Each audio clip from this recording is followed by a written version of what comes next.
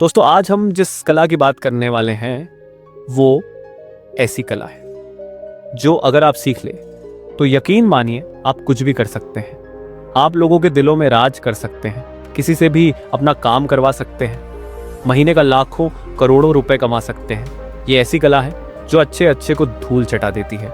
जहाँ खड़े होते हैं वहाँ एक इमेज बन जाती है। वो कला है बात करने की कला। आप इसे हल्के में बिल्कुल मत लेना। ये ऐसी कला है जो भिखारी को करोड़पति बना सकती है और करोड़पति को भिखारी बना सकती है।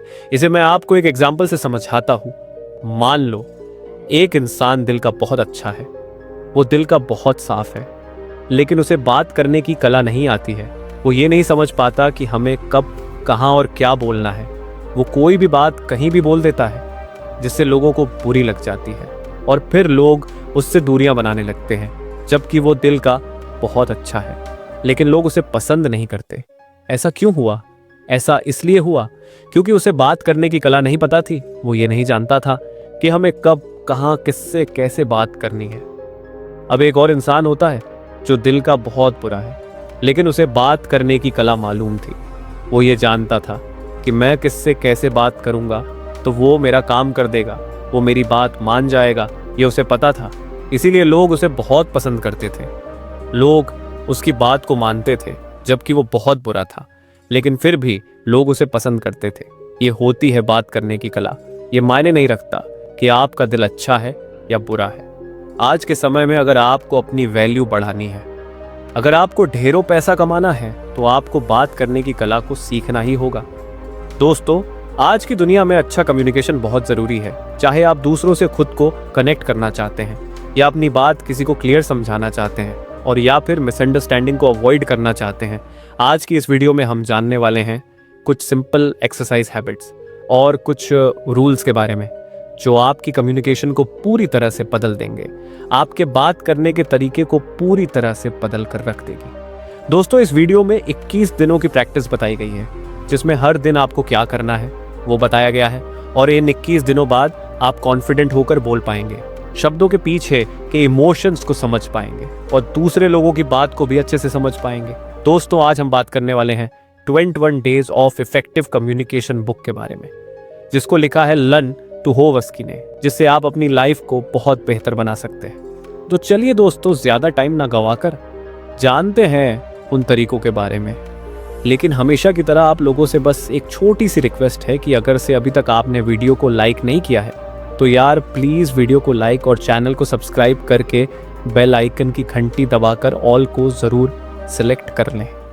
तो दोस्तों चलिए वीडियो में आगे बढ़ते हैं और जानते हैं दिन प्रतिदिन क्या करना है। दोस्तों पहला दिन हमें ये सिखाता है कि हम लोग जब भी किसी से बात करते हैं तो सामने वाला क्या कह रहा है इस पर हम ध्यान नहीं देते हैं, बस अपने बोलने की बारी का इंतज़ार करते रहते हैं। सुनने का मतलब ये नहीं होता कि बस चुप हो जाओ और अपनी बारी का इंतज़ार करो।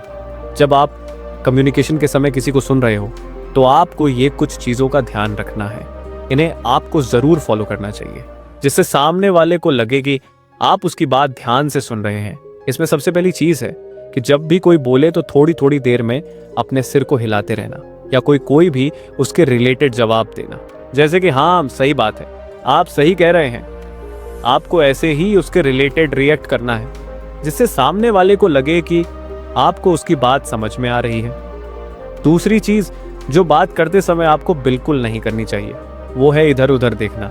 जब भी कोई आपसे बात कर रहा हो और आप इधर उधर देखेंगे तो सामने वाले को लगेगा कि आप उसकी बातों को इग्नोर कर रहे हैं। आप उनसे सवाल भी पूछ सकते हैं जिससे उनको लगेगा कि आप उनकी बातों में इंटरेस्टेड है।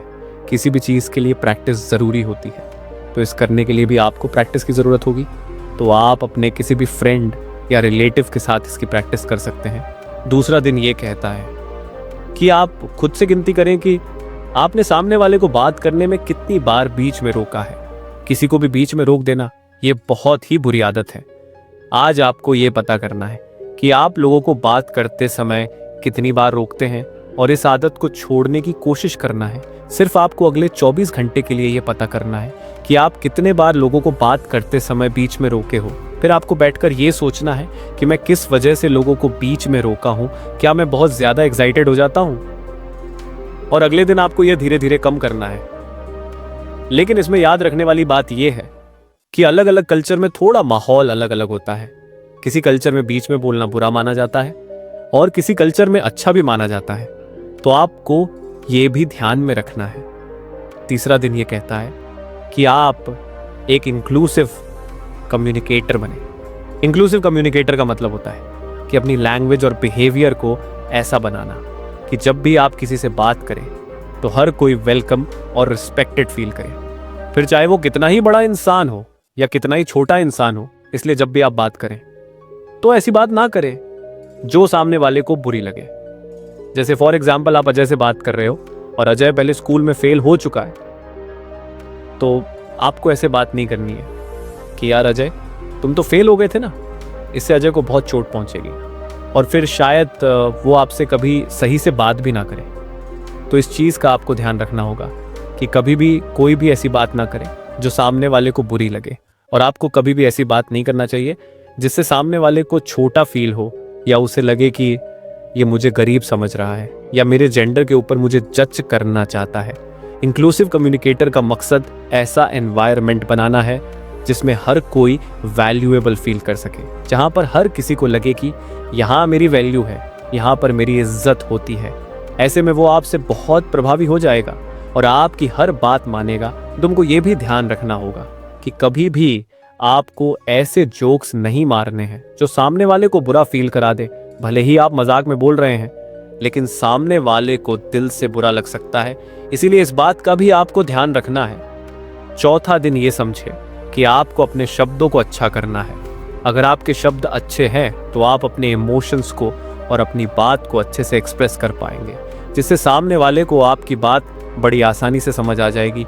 इसका दूसरा फायदा ये है कि आप और ज्यादा इंटेलिजेंट और एजुकेटेड इंसान लगोगे। अगर आपके शब्द अच्छे हैं अच्छी बात, तो आपको लोग बहुत पसंद करने लगेंगे। अगर आपके शब्द अच्छे हैं तो आपका जो बिजनेस होगा उसमें जो आपके कस्टमर होंगे वो आपसे बहुत ज़्यादा प्रभावित हो जाएंगे। और ये तो आपको पता ही है कि अगर जिस कस्टमर को किसी की बात अच्छी लगती है तो वो सीधा उसी के पास जाता है। ये आप लोगों के साथ भी होता होगा, मेरे साथ तो होता है। जो मुझसे अच्छे से बात करता है, अच्छा सामान देता है और अच्छा रेट लगाता है, तो मैं तो वहीं जाता हूँ। क्या आप भी ऐसा ही करते हैं? कमेंट करके ज़रूर बताना। 5वां दिन बट, लेकिन परंतु इन शब्दों को जितना कम हो उतना कम यूज करें। इसकी जगह आप किसी भी कॉम्प्लेक्टेड फिर भी जैसे शब्दों का यूज करें, लेकिन परंतु ये सब छोटे से शब्द है, पर ये आपकी कम्युनिकेशन पर बहुत बड़ा इम्पैक्ट डाल सकते हैं। जब कोई आपसे पॉजिटिव वाली बात करता है और आप उसके रिप्लाई में बट, परंतु या लेकिन जैसे शब्दों का यूज करते हैं, तो वो बात एकदम नेग्लेक्टेड लगती है। जैसे फॉर एग्जाम्पल, अगर आपसे कोई ये पूछता है कि खाना कैसा लगा है आपको, तब आप जवाब देते हैं कि खाना तो बहुत ही बढ़िया था लेकिन थोड़ा सा नमक कम था। ये लेकिन शब्द पूरी पॉजिटिव बात का मज़ा खराब कर देता है। अगर मैं आपको बिल्कुल सिंपल सी भाषा में समझाऊं तो, जब भी आप किसी की तारीफ कर रहे हो या कुछ पॉजिटिव बोल रहे हो तो उसमें लेकिन, परंतु, बट जैसे शब्दों का बिल्कुल यूज मत करना, क्योंकि लेकिन शब्द ही ऐसा है, जब भी ये किसी के कानों में सुनाई देता है तो उसे नेगेटिव फीलिंग आती है। इसीलिए आपको इन शब्दों का इस्तेमाल करने से बचना चाहिए। छठा दिन ये जाने कि आपको मैं की जगह हम का यूज करना है। जब भी आप किसी से बात कर रहे हो और आप बार बार मैं यानी आई शब्द का यूज कर रहे हो, तो ये एक सेल्फिश जैसा फील कराता है। अगर आप कभी भी बात करते हुए ये दिखाना चाहते हैं कि ये तो मेरी वजह से हुआ है, ये तो मैंने किया है, या फिर मैं नहीं होता तो ये नहीं होता, अगर आप ऐसे बात करते हैं तो आपको अभी के अभी ये चेंज करना होगा। जब भी आप कोई बात करें तो मैं की जगह हम और आप जैसे शब्दों का यूज़ करना सीखें। फॉर एग्जाम्पल, आपको ये नहीं बोलना चाहिए कि मुझे लगता है हमें आज पार्क में जाना चाहिए। इसकी जगह आपको ये बोलना चाहिए कि हमें आज पार्क में जाना चाहिए। या फिर आप ये भी कह सकते हैं कि आज पार्क में जाने का आपका क्या विचार है। जहाँ मैं शब्द की ज़रूरत है वहाँ बिल्कुल मैं शब्द को यूज़ करो, लेकिन ज़्यादा से ज़्यादा हम आप जैसे शब्दों का यूज़ करना सीखो। इससे सामने वाले को रिस्पेक्ट महसूस होती है और आपकी कम्युनिकेशन में सेल्फिश भी कम हो जाएगी। तब आपका कोई भी काम बहुत आसानी से हो जाएगा। 7वां दिन ये कहता है कि आप सभी को हेल्प ऑफर करो। किसी को हेल्प ऑफर करना भी एक बहुत ही अच्छा होता है। इससे सामने वाले को लगेगा कि आप बहुत अच्छे इंसान हो, या फिर उन्हें लगेगा कि अगर वो मेरी हेल्प कर सकता है तो क्या मैं उसकी हेल्प नहीं कर सकता क्या? इससे लोग आपकी तरफ खींचते चले आते हैं, आपका अच्छा व्यवहार बन जाता है, और जब आपका अच्छा व्यवहार बन जाता है तो फिर अगर आप कोई भी काम शुरू करते हैं तो आप उसमें बहुत जल्दी सफलता हासिल कर लेते हैं। आपका व्यापार बहुत जल्दी ग्रो कर जाता है। लेकिन यहाँ पर एक बात और आपको और ध्यान देनी है, वो ये है कि आपको स्मार्ट तरीके से हेल्प करनी है, पागलों की तरह नहीं। मेरे कहने का मतलब है कि जिसको हेल्प की जरूरत है उसकी ही हेल्प करनी है। ऐसा ना हो जाए कि जो काम सामने वाला कर सकता है वो काम भी तुमसे करवाने लगे। इसीलिए आपको ये बात याद रखनी है कि आपको हेल्प का ऑफर स्मार्ट तरीके से देना है। जैसे कि अगर आप किसी इंसान को देखते हैं जिनको बैग उठाने में बहुत प्रॉब्लम हो रही है, तो आप उनके पास जाकर पूछ सकते हैं कि क्या मैं आपकी मदद कर सकता हूँ। अगर आपके दोस्त का कोई काम पूरा नहीं हुआ है और उस काम की डेडलाइन आने वाली है, तो आप उनसे मदद के लिए पूछ सकते हैं। अगर आप हेल्प ऑफर करना चाह रहे हैं तो वो स्पेसिफिक होनी चाहिए, वो स्मार्ट तरीका होना चाहिए। 8वां दिन की ये आदत है कि आपको थैंक यू कहने की प्रैक्टिस करना होगा। जब भी आप किसी को थैंक यू बोलते हो या किसी को ग्रैटिट्यूड दिखाते हो तो इससे आपको और सामने वाले को हैप्पीनेस मिलती है, सेटिस्फैक्शन फील होता है और एक पॉजिटिव एनवायरनमेंट बनता है। जब भी अगर आप किसी को थैंक यू बोलते हैं तो उसे वैल्यूएबल और रिस्पेक्ट फील होती है। आप हर चीज के लिए थैंक यू बोल सकते हैं। जैसे किसी ने आपको पानी दिया हो, किसी ने आपको कहीं ड्रॉप किया हो या आपकी कोई भी मदद किया हो, आप उसे थैंक यू बोल सकते हैं। 9वां दिन ये समझाता है कि आप आर्गुमेंट जीतने की कोशिश मत करो। कभी भी बात करते समय ये मत सोचो कि मुझे ये आर्गुमेंट जीतना है, क्योंकि ज्यादातर लोगों का मकसद यही होता है कि कैसे मैं अपनी बात को प्रूव करूं। कभी भी अपनी कन्वर्सेशन को कंपटीशन की तरह मत सोचो, इसको एक क्लेब की तरह सोचो। जब आप लोगों को ध्यान से सुनोगे और बिना कंपटीशन के बात करोगे तो आप दोनों को बात करने में मजा आएगा। 10वां दिन ये समझो कि जब आप किसी से कोई सवाल करो तो ऐसे सवाल करो जिससे आपको उसका रिजल्ट्स मिले।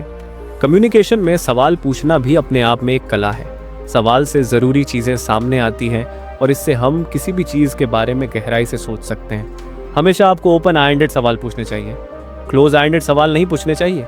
ओपन आइंडेड सवाल वो होते हैं जिनका आंसर यस नो में नहीं दिया जाता, जिनके बारे में बात करनी पड़ती है, क्योंकि जिन सवालों का जवाब यस और नो में दिया जाता है तो उससे कोई बात शुरू होने से पहले ही खत्म हो जाती है। और जब आप लोगों की बात ही नहीं होगी तो आपके रिलेशन कैसे बढ़ेंगे।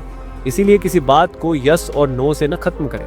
11वां दिन की आदत ये है कि अपनी वॉइस और बोलने के स्टाइल को बेस्ट बनाओ। कन्वर्सेशन में सबसे बड़ा रोल आपकी वॉइस और आपके बोलने के स्टाइल का होता है। इसी के साथ ही आपकी टोन और क्लैरिटी भी आपकी कन्वर्सेशन पर बहुत इम्पैक्ट डालती है। अगर आपकी वॉइस अच्छी है तो आप कॉन्फिडेंट होकर बोल पाएंगे। बोलते समय आपकी स्पीड नॉर्मल होनी चाहिए। बहुत से लोग बहुत फास्ट बोलते हैं जिसकी वजह से लोगों को उनकी बहुत सी बात समझ में नहीं आती। इसी के साथ बहुत धीरे भी बोलने से लोग बोर हो जाएंगे। तो कुल मिलाकर बात करने में बैलेंस बहुत ज़रूरी है। जब भी आप कोई भी वर्ड बोले तो वो क्लियर होने चाहिए। इसकी आप घर पर आईने के सामने प्रैक्टिस कर सकते हैं। बहुत से लोग इंग्लिश के वर्ड क्लियर नहीं बोल पाते, इसके लिए आपको प्रैक्टिस करनी पड़ेगी। आप अपनी रूम एक आईना रखिए और फिर हर रोज 5 मिनट खुद से बात करिए। आप अच्छा और स्पष्ट बोलने लगेंगे। 12वां दिन अपने बिहेवियर पर फोकस करें, ना कि अपने कैरेक्टर पर। कभी भी लोगों के बिहेवियर से उनकी पूरी लाइफ को जज नहीं करना चाहिए। कई बार जब सेंसिटिव मुद्दों पर बातें होती हैं तो लोग कुछ अलग बिहेव कर सकते हैं, पर उस पल के लिए आप उसके कैरेक्टर को जज नहीं कर सकते हैं। मान लीजिए आप 3 दिनों से कुछ जरूरी काम की वजह से ऑफिस लेट पहुंच रहे हैं, तो आपका बॉस कह सकता है ये तो हमेशा से ही लेट आता है, चाहे फिर आप कभी लेट नहीं आए हो। तो जैसे बिहेवियर के ऊपर बॉस ने पूरा कैरेक्टर जज कर लिया है, वैसे आपको नहीं करना है। जब भी आप किसी से कम्युनिकेशन कर रहे हो तो उनके कैरेक्टर को जज नहीं करना। 13वां दिन अपने कम्युनिकेशन बैकग्राउंड को सामने लाएं। कम्युनिकेशन के बैकग्राउंड को जानना बहुत ज़रूरी है, जिससे नई स्किल्स को इम्प्रूव करने में मदद मिलती है। हर किसी की एक अलग हिस्ट्री होती है कि वे लोगों से कैसे मिलते हैं, कैसे बात करते हैं, कैसे लोगों को अपनी तरफ आकर्षित करते हैं। ये सबकी अलग अलग हिस्ट्री होती है, जिसमें आपके कल्चरल इन्फ्लुएंसेस, पास्ट एक्सपीरियंस, ये सारी चीज़ें आती हैं। अपने कम्युनिकेशन बैकग्राउंड को सामने लाने के लिए आपको कुछ सवालों के जवाब ढूंढने होंगे। जैसे कि बड़े होते समय आपके परिवार में कम्युनिकेशंस कैसा था, क्या बातचीत खुली और ईमानदार थी या नहीं, आपके पेरेंट्स या गार्डियंस ने अपनी फीलिंग्स को कैसे एक्सप्रेस किया, क्या उन्होंने अपने ऑडियो शेयर करने का लिए इंक्रीज किया या वो अपने इमोशनल डिस्कशन को खारिज कर रहे थे। स्कूल या सोशल सेटिंग में आपके पास क्या एक्सपीरियंस थे जिन्होंने आपके कम्युनिकेशन को अफेक्ट किया, क्या आपको पार्ट लेने के लिए इनकरेज किया गया था या आप शर्मीले और पीछे हटने वाले महसूस करते थे। आपके पिछले रिश्तों ने आपकी कम्युनिकेशन स्टाइल को कैसे बदला है, क्या आपने ज्यादा मुखर होना सीखा है या क्या आप अभी भी अपनी जरूरतों को एक्सप्रेस करने में लड़ रहे हैं। 14वां दिन जानो कि अलग अलग जनरेशन कैसे कम्युनिकेशन करती है आज के अलग अलग वर्क प्लेसेस में। ये समझना ज़रूरी है कि अलग अलग जनरेशन कैसे कम्युनिकेशन करती है। हर एक पीढ़ी की अपनी preferences, values and communication styles होती हैं जो उनके द्वारा एक्सपीरियंस किए गए सोशल एंड टेक्नोलॉजिकल चेंजेस से बनती हैं। आमतौर पर आमने सामने वाले कम्युनिकेशंस को इम्पोर्टेंस देते हैं और ज़्यादा फॉर्मल बातचीत पसंद कर सकते हैं। वो अक्सर वफादारी और कड़ी मेहनत पर जोर देते हैं। जनरेशन एक्स, ये ग्रुप मोर इंडिपेंडेंट होता है और सीधे कम्युनिकेशंस को इम्पोर्टेंस देता है। वो एफिशिएंसी की सराहना करते हैं और फ़ोन कॉल के कंपेयर में ईमेल या टेक्स्ट को प्रायोरिटी दे सकते हैं। 15वां दिन ईमेल के जरिए कम्युनिकेशन करने की कला में महारत हासिल करें। ईमेल पर्सनल एंड प्रोफेशनल दोनों ही सिचुएशंस में कम्युनिकेशन का एक प्राइमरी तरीका बना हुआ है। ईमेल शिष्टाचार और स्ट्रक्चर में महारत हासिल करना आपके संदेश को क्लियर एंड प्रोफेशनल तरीके से एक्सप्रेस करने के लिए जरूरी है। 16वां दिन अपने आप को नीचे गिराना बंद करो। सेल्फ डिप्रिसिएशन एक ऐसी चीज है जिसमें आपका कॉन्फिडेंस बिल्कुल खत्म हो जाता है। अगर आप हमेशा ही खुद को नीचे गिराते रहते हैं तो इससे एक नेगेटिव इम्पैक्ट होता है। इसके लिए अपनी अवेयरनेस पर ध्यान दो। अपनी गलतियों पर ध्यान देने से अच्छा है कि आप अपनी अचीवमेंट पर ध्यान दो। सेल्फ इंफॉर्मेशन का यूज करके आप एक पॉजिटिव सेल्फ इमेज बना सकते हैं। इसी के साथ साथ फीडबैक लेना भी बहुत जरूरी है। हमेशा अपने दोस्तों, रिश्तेदारों और पड़ोसियों से अच्छे से बात करो और उनके प्रति ईमानदारी रखो और किसी के प्रति कोई भी फेक न्यूज़ मत फैलाओ। 17वां दिन एडवाइस के लिए पूछना, सलाह मांगना एक पावरफुल कम्युनिकेशन टूल है जो रिश्तों को मजबूत कर सकता है और वैल्यूएबल इंसाइट्स प्रोवाइड कर सकता है। जब आप सलाह मांगते हैं तो आप दिखाते हैं कि आप दूसरे व्यक्ति की राय और एक्सपर्टीज की महत्व देते हैं, जो जुड़ाव की भावना को बढ़ावा दे सकता है। इसके अलावा ये माइनिंगफुल बातचीत के डोर खोलता है और नए व्यू पॉइंट की ओर ले जा सकता है। विचार करें कि आप किसे पूछ रहे हैं। जिस एरिया में आपको मदद चाहिए उसमें रिलेवेंट एक्सपीरियंस या नॉलेज वाले किसी इंसान को चुनें। इससे यूजफुल एडवाइस मिलने की पॉसिबिलिटी बढ़ जाती है। 18वां दिन क्यूरियस लोगों को चुप कराएं। ओवरली क्यूरियस लोगों से निपटना चैलेंजिंग हो सकता है, खासकर जब वो आपके प्राइवेट लाइफ में ताक झांक करते हैं या इनप्रोप्रिएट क्वेश्चन पूछते हैं। इफेक्ट वाली कम्युनिकेशन करते समय अपनी लिमिट को बनाए रखना बहुत जरूरी होता है। 19वां दिन एक मोटिवेशनल मैसेजेस तैयार करें। दूसरों को मनाने में सक्षम होना पर्सनल एंड प्रोफेशनल दोनों रेफरेंसेस में एक वैल्यूएबल स्किल्स है। चाहे आप किसी कॉलीग को अपने प्रोजेक्ट का सपोर्ट करने के लिए मनाने की कोशिश कर रहे हो या किसी फ्रेंड्स को किसी एक्टिविटी में शामिल होने के लिए इनकरेज कर रहे हो, परवेजन क्लियर कम्युनिकेशन और अपने ऑडियंस को समझने पर डिपेंड करता है। अपने मैसेज को अपने ऑडियंस के वैल्यूज और इंटरेस्ट के साथ रेजोनेंट बनाने के लिए उनकी ज़रूरतों और चिंताओं को समझें। कॉम्प्लेक्स लैंग्वेज से बचें। एक सीधा मैसेज समझना आसान होता है और मोटिवेशनल होने की मोर पॉसिबिलिटी होती है। 20वां दिन अपने मीडिएट में सुधार करें। प्रॉब्लम्स को हल करने और प्रोडक्टिव बातचीत को सुविधाजनक बनाने के लिए मीडिएट एक इंपॉर्टेंट स्किल है। चाहे पर्सनल रिलेशनशिप्स हो या professional setting, effective mediate parties को समान बेस खोजने और म्यूचुअल बेनिफिशियल सॉल्यूशंस तक पहुंचने में मदद कर सकती है। जरूरी मीडिएट टेक्निक्स प्रॉब्लम्स के दोनों साइड्स को ध्यान से सुनकर सिंपैथी दिखाए। कम्युनिकेशन के लिए एक सेफ प्लेस बनाने के लिए उनकी भावनाओं और चिंताओं को एक्सेप्ट करें। एक मीडिएट के रूप में न्यूट्रल रहना जरूरी है। पक्ष लेने या पर्सनल राय एक्सप्रेस करने से बचें क्योंकि इससे तनाव बढ़ सकता है।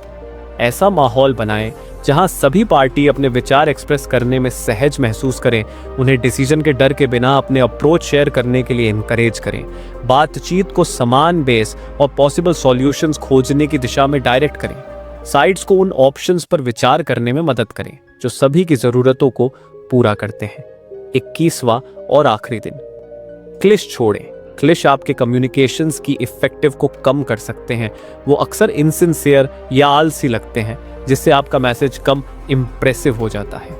Native language and typical expressions का यूज करने से आपका कम्युनिकेशंस बेहतर हो सकता है और ये मोर अट्रैक्टिव बन सकता है। उन फ्रेजेस पर ध्यान दें जिनका आप आम तौर पर यूज करते हैं और अपने स्पीच और राइटिंग में क्लिश की पहचान करें।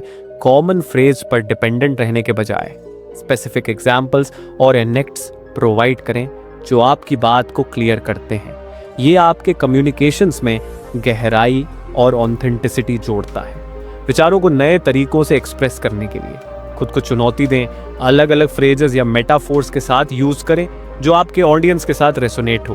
तो दोस्तों, ये थे वो 21 दिन की प्रैक्टिस जो आपको पूरी तरह से चेंज कर सकती है, आपके अंदर कॉन्फिडेंट पैदा कर सकती है और फिर आपको सफल बनने से कोई नहीं रोक पाएगा। तो दोस्तों, ये वीडियो आप लोगों को कैसी लगी है कमेंट करके ज़रूर बताना। वीडियो अच्छी लगी हो तो वीडियो को लाइक और चैनल को सब्सक्राइब करके बेल आइकन की घंटी को दबा के ऑल को सिलेक्ट कर ले। फिर मिलेंगे एक अच्छी सी कहानी के साथ। तब तक आप अपना रखना ख्याल और हमें दे इजाज़त। जय हिंद, जय भारत।